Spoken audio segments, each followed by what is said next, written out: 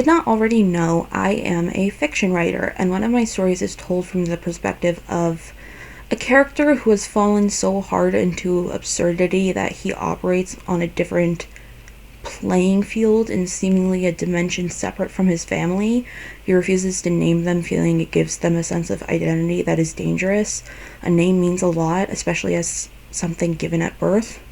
It can feel heavy, especially if you come to dislike your name. I've had that experience myself.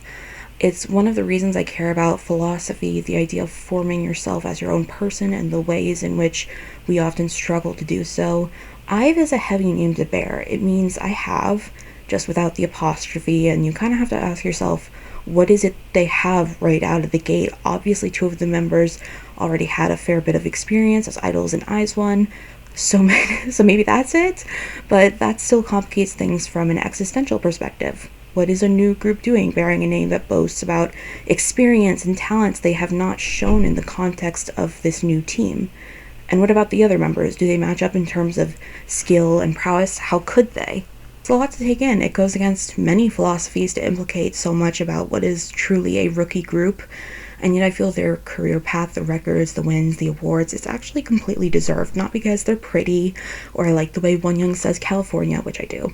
I didn't realize the way their music seems incredibly conscious of philosophy, and believe it or not, the art of the apostrophe in terms of the lesser known meaning, which is like a piece of writing where it's addressing someone who is not there.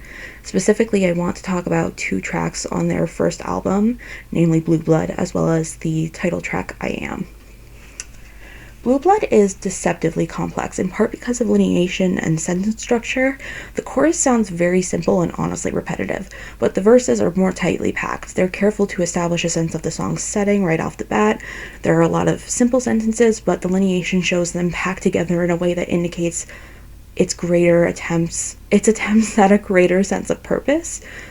Specifically, the first verse includes a line with 3 short commands, obviously utilizing the rule of 3 to establish some much-needed pacing and fast.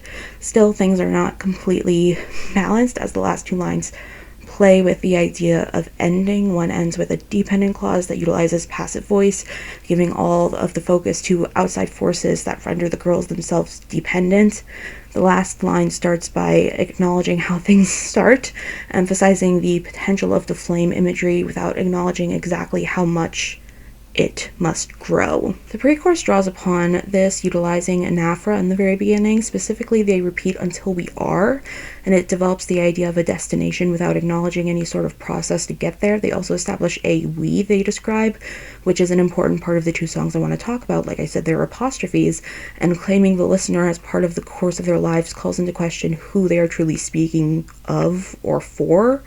They propose a relationship that does not include pronouns but utilizes the word or, meaning this relationship is distinctive without disclosing the process behind either choice.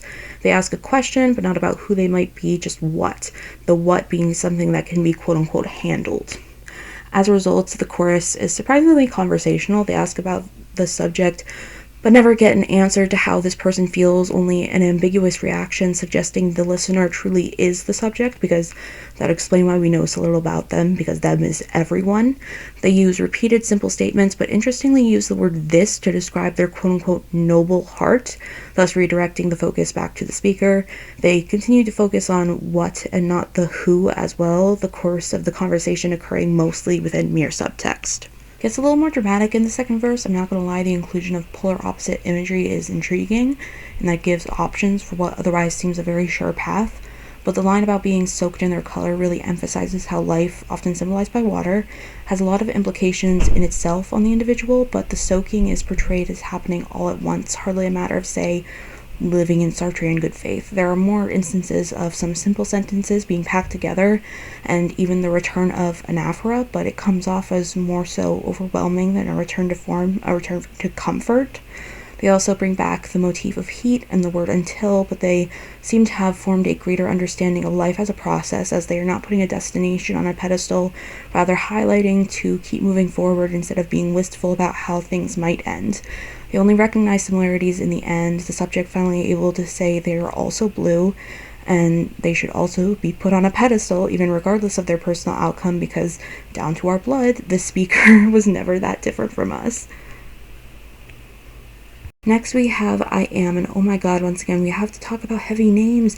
This is the heaviest name. It really is key in terms of existentialism, that existence precedes essence, and the words I am are very crucial to the criticism of Sartre, who famously said, I think, therefore I am. People thought Sartre was portraying essence as preceding existence due to the order of these sentiments. Basically, I am should always come first because you exist before you have things like a personality or the weight of the world's views on your shoulders. This is why the content of the song itself is interesting, or at least part of why, to say the least, because they clearly put a lot of thought into the song before its release. The song itself is about the personal philosophy the members assume due to their personal train of thought. It's about mantras that soothe the activity in their minds. They start by saying to open a door, and the subject does not need to follow.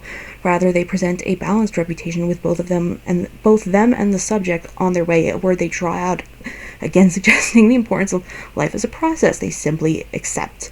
But they also paint a visual that is impossible to actually see, this changing color that changes the same way we do, constantly. Their commands don't sound like commands at all, coming off loose and unbothered. The refrain reestablishes the process occurring, and it suggests that the song is actually about mantras and manifestation, and perhaps the I and the you are quite literally the same person entirely. The line about dreams prompts questions about what the song will say of Freud and the unconscious, and what follows might reference a preference for positive psychology. But talking about the strange view of where the speaker wants to be, like I said, blurs the lines between who is speaking and who is listening, and suggesting they'll be far away. It says something about their literal existence while also commenting on the state of their essence. The iconic chorus, loved by any fantasy writer like myself. First, though, they blend philosophy and manifestation, declaring what is true of their life as beyond the life they deserve. The writer line is really just a quip, but they are offering you a life that expands the reaches of our world to this realm and that dimension, fantasy. They say a huge stage will open, and they are reminding people hope is a process, not just a belief, and you can hope for anything and everything. The last line does not function like a clincher either.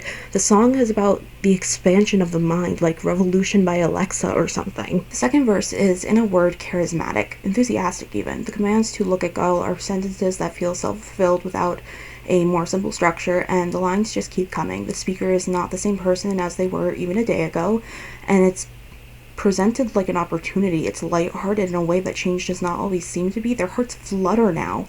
They figuratively place themselves in the sky, the internal rhyme with sky and high, suggesting the viewpoint is true and persistent.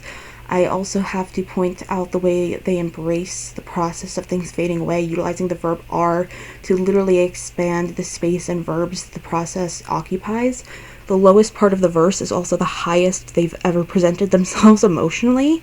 The bridge includes a dependent clause about things not being great all the time, and they don't follow with a traditional independent clause, like they won't deny there will be hardship sometimes. They use yet another command though, just fly high, and a comment about the way, meaning there is a correct way to go about things in the end. Their conversation with the subject is spell-like, and they end the song with an assertion that blows any other conversations out of the water. There is nothing you can deny these girls. That's why they're on top. They claim the best, and they stake that claim with every last release. They deny denial, and I think that's pretty cool because it helps people like you and I also deny denial, whether we learn how to Wonyoung or not.